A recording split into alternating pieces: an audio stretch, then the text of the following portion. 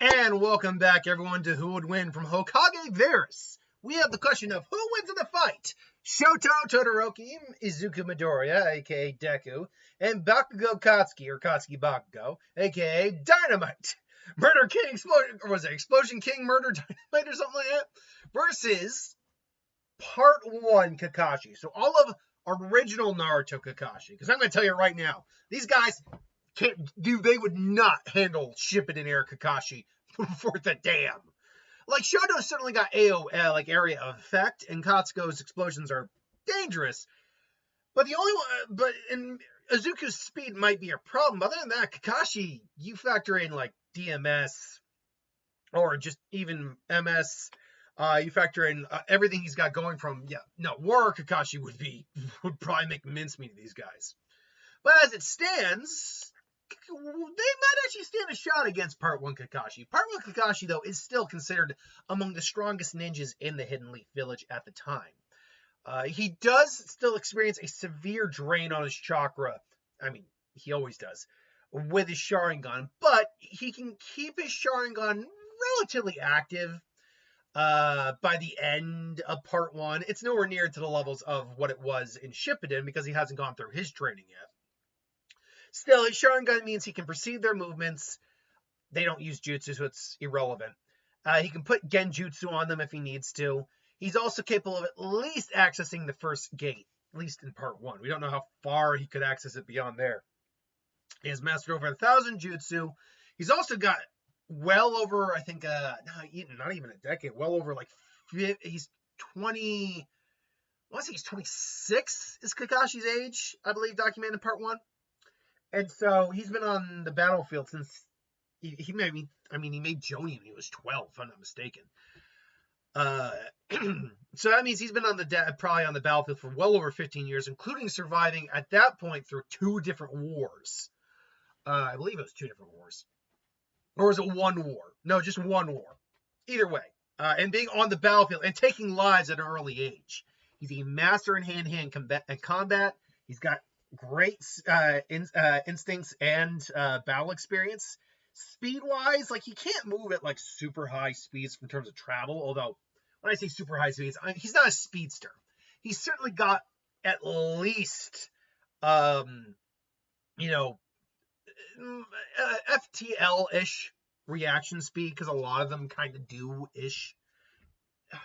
I keep saying ish. There's no documented feat in Part 1, if I'm not mistaken, that gives Kakashi a light speed level feat. But if you're hypothetically scaling it up to scaling to Sasuke or someone who did the whole Haku alleged light speed feat, then yeah, he'd have light speed level reflexes. I've never agreed with that statement personally. I think there's nuance that's always left out. But he still has insane reflexes and it would be hard to hit. Plus, he has God knows how many jutsu under his belt, from all 5 elements to genjutsu, his trademark Raikiri. Now, this is all Part 1 Kakashi as well. So, he still, again, carries the stamina issue with his Sharingan, much worse than it is in Part 2. He's also, really, he also just doesn't have a huge chakra reserve just because of the Sharingan. It's simply because the Sharingan's constantly eating his chakra up. Even when it's not in use, it is eating his chakra up. It's just he's able to mitigate a lot of that. So when he lost his Sharingan, he ended up gaining a huge chakra reserve.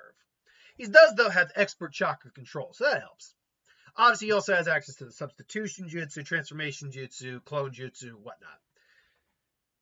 How well these guys do is going to be very dependent on when in the series we're dealing with them. If we're dealing with early in the series, where it's before Midoriya has full cowling, right out the gate, these guys don't have enough experience or real ability to take out Kakashi.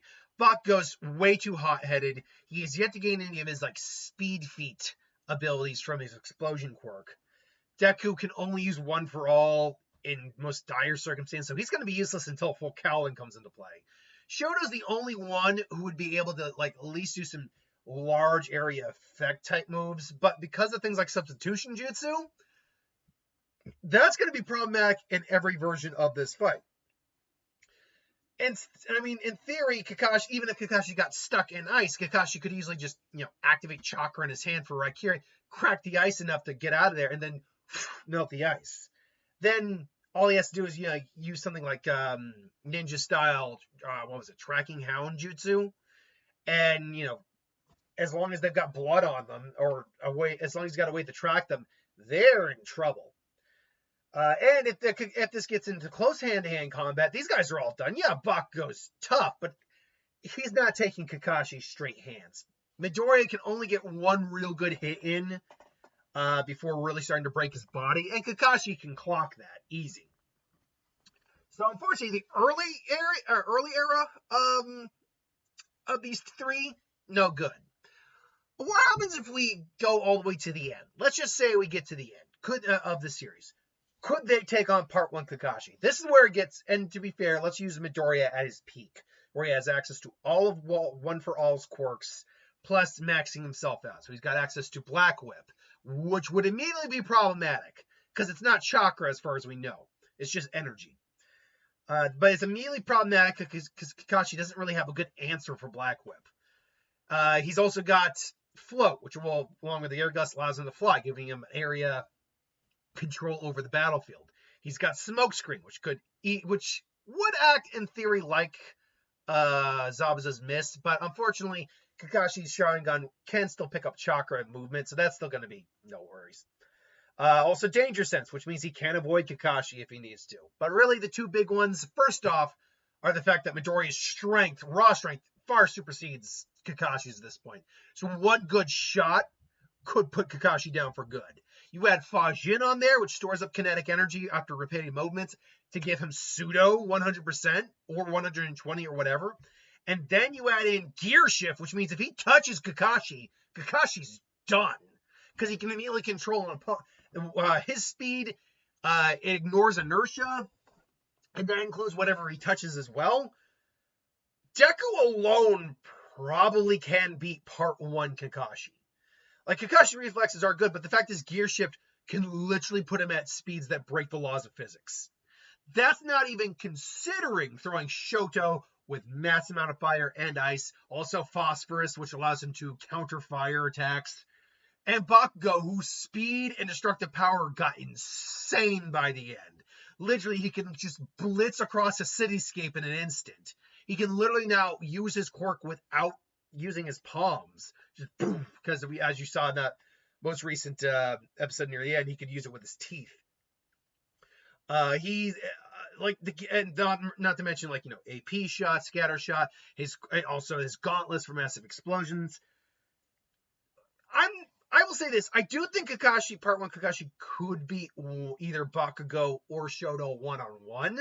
When you have this entire team together, My Hero does not stack up on a scaling perspective to the Naruto world. It just doesn't. There's no one who's a planetary level threat in My Hero. There are planetary level threats in Naruto. And Kakashi at his peak doesn't quite get there, but he's certainly a mountain level threat minimum. But Part 1 Kakashi, Deku alone could be enough. But there's a catch-22 on this. If Kakashi is able to get any one of these guys under a Genjutsu, that's problematic. Deku, however, because he still has the vestiges in him, as seeing as we're using peak Deku,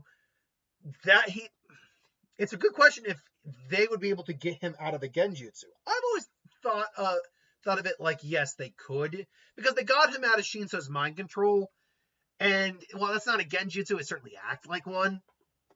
I imagine that, but that being said, it doesn't work the same way. They would probably have to put a little effort in to get him out of there, and by that point, Kakashi might be able to put the lightning blade through his chest, or bind him, put a seal on him, whatever. So factoring in Genjutsu still makes it tricky. It gives Kakashi avenue to still pull out a win against the peakish versions of these characters. He still also has far more actual training and battlefield experience, so he's far better tactically. But he does fall short. In fact, he's probably the one who's going to tire out first in this fight before they tire out. So I would say that if we're going by, say, the beginning of the series with these guys, even if we give Midoriya full cowling, it would be Kakashi.